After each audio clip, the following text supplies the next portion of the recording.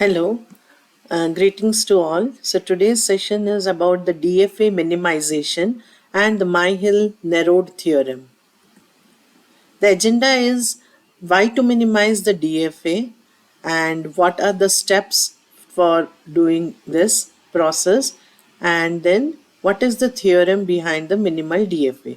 Now that we have understood NFA, DFA and the conversion from NFA to DFA, I want you to look at these three concepts as not as isolated algorithms but as one connected story.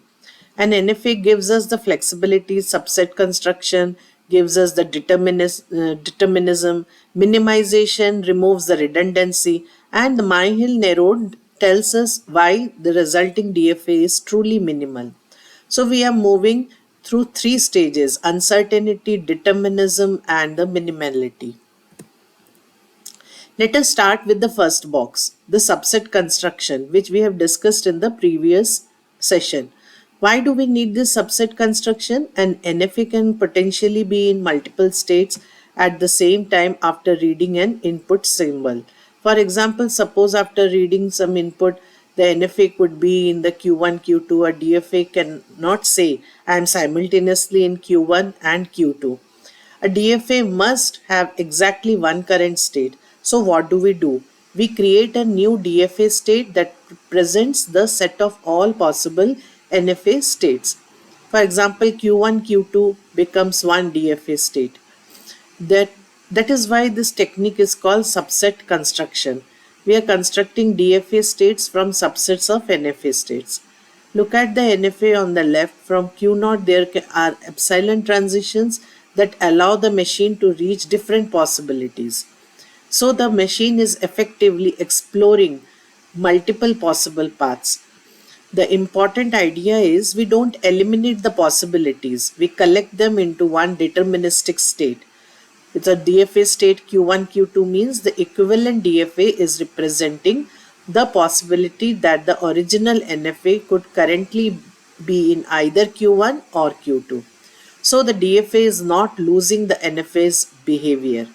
It is encoding all those possibilities explicitly. Now we have converted our NFA to DFA. Have we finished? Not necessarily. Look at the second panel. We have now a DFA with several states that are actually doing the same job. Here the example is not reflecting the previous one, it is just an illustration. So this leads to the next question: can two different states behave exactly the same way for every possible future input? If yes, keeping both the states is unnecessarily. Suppose I have two states A and B. If I give the same future input to both the states, they always produce the same accept or reject behavior. Then from the perspective of the language, there is no reason to distinguish them. They are effectively equivalent. So we can merge them. So that is why the DFA minimization, that's what the DFA minimization does. It removes certain of these states that are redundant and preserve exactly the minimal states which can preserve the same language. Now comes the deeper question, the third part. How can I prove that no smaller equivalent DFA exists? That is where the Myhill-Nerode theorem enters, where the key idea is distinguishability. So the DFA produced by the subset construction may have more states than the original NFA. Why? Because if NFA has n states, theoretically there can be as many as 2 to the power n subsets. With 3 NFA states, we can have potentially 8 different subsets. But notice the word potentially. So we don't necessarily get all the 2 to the power n states. Only the subsets that are actually reachable from the start state need to be constructed.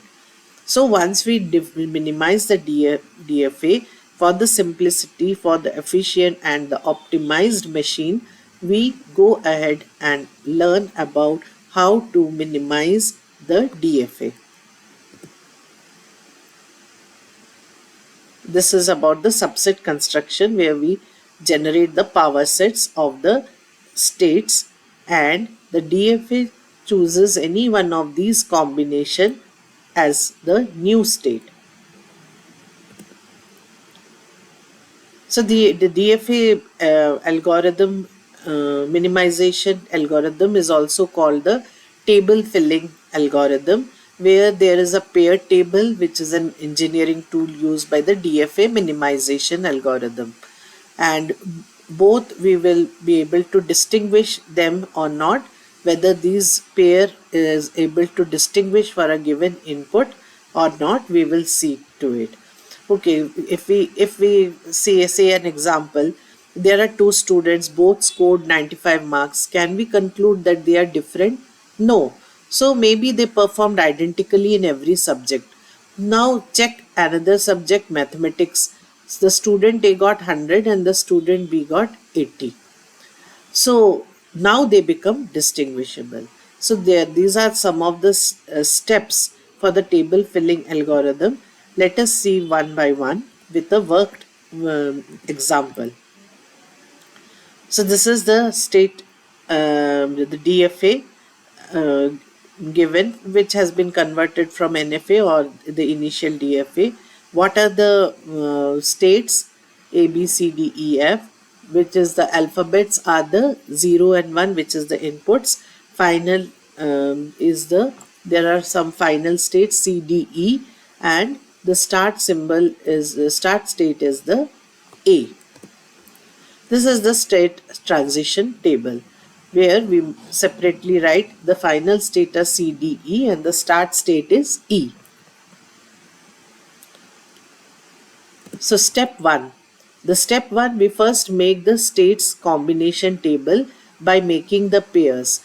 So with 6 states A, B, C, D, E, F, and we need a 6 by 6 grid, but the upper triangle is redundant because pair AB is same as that of the BA. So here AB and the BA are the same, so we just consider only one of them.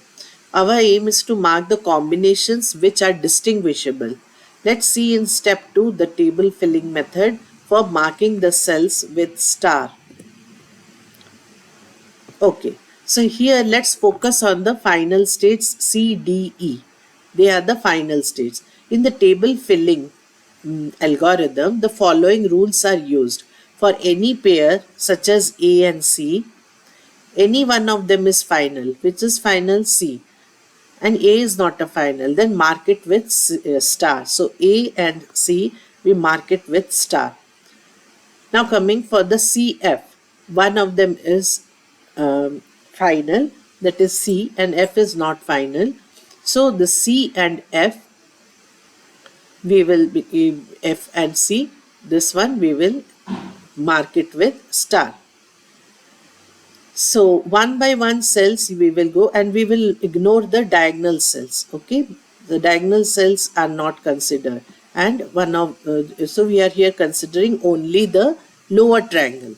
So when in the pairs, say such as take an example of CD, both of them are final. The CD, both of them are final here. Both of them are final. And AB, that is the BA cell, both of them are not final. So we cannot distinguish each of these pairs. So we do not mark them. So look into this table and check all these conditions, these two conditions, and fill them. So next, what we will do with the unmarked cell, let us see in the step 3.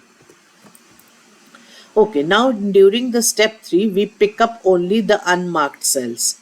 Which are the unmarked cells? Say example, check the transition for each input. Say if we consider the FA, and the transition with, there are only two input symbols, that is the 0 and the 1. So just check the transition table and see for F and A, what is the transition pair for 0. So we get FB, but FB, that is the FB is unmarked. So for FA also it will be unmarked. Now we consider with the transition 1, 1. So with with input 1 and A with input 1, we get a pair FC. FC is marked, so we mark the FA. So this FA will be marked here. So here, if you see here, pen. So this one will be marked here. So now when we go to the FB, for F we have seen with the transition 0 input, we get FA, which just got marked. And now with the transition with the input 1, we get FC, which is also marked here. So we will be also here, we will mark the FB here. Okay. So like this will be repeating for all the non-marked cell, and we will see which of them in the iteration. This will go in the iteration. So this one is the explain. The step 3 is explain for all the unmarked cell, how you will write it. Say if you have to write it in your explain it in exams, then you have to write it with this delta transition, whether it is marked or not, and why you are marking them. The reasoning has to be written. So if you see, the marked one are the last 3, the others one according to the rule book, these couldn't be marked. So if you go again with another iteration, you will see the same result. So we stop it here.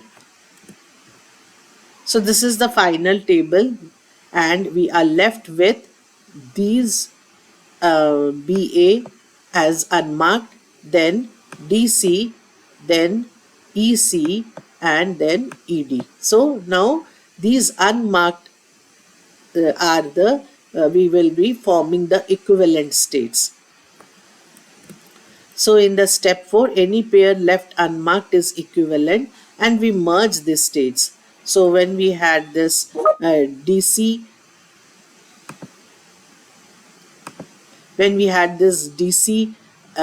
EC, ED, then this can be merged as CDE. And then we had this F and then the AB. So here if we see what is the comparison before and after, the total number of states has decreased, but it recognizes the same language. So next problem statement is this the minimal one, or can we still reduce from 3 to 2? So that's where the theorem is coming into picture, the Myhill-Nerode theorem, the mathematical theory that explains why this remaining unmarked pairs can be grouped into the equivalence classes and represented by the single state in the minimum DFA. So each equivalence class requires exactly one state in the minimal DFA. A state is essentially representing a particular future behavior. So if two states have exactly the same future behavior, they can be merged. If two states have different future behavior, they cannot be merged. So Myhill-Nerode gives us the theoretical foundation for this. So this is what is the step by step for when we have built. This is the theorem which says if these are the equivalence classes, then replace this equivalent class with one state, and that's how the minimum DFA is obtained. So this is the comparison where you are having the DFA minimization. The purpose is different because it says the how did you reduce it. So it gives you the process by comparing the pair of states, marking the distinguishable pairs, merging the remaining equivalent states. Whereas the Myhill-Nerode theorem answers why are you allowed to merge these states? Because they are indistinguishable. No future input can tell them apart. So both of them objective may be the same, but the questions we are asking why and how, that makes them a difference. So this is one of the assignment. First check which states we cannot reach and remove them, and then minimize the DFA. So this is the solution. So the key takeaways are fewer states for the same language. These are the references. So in the next session, we will see and learn about the context-free grammar. Thank you.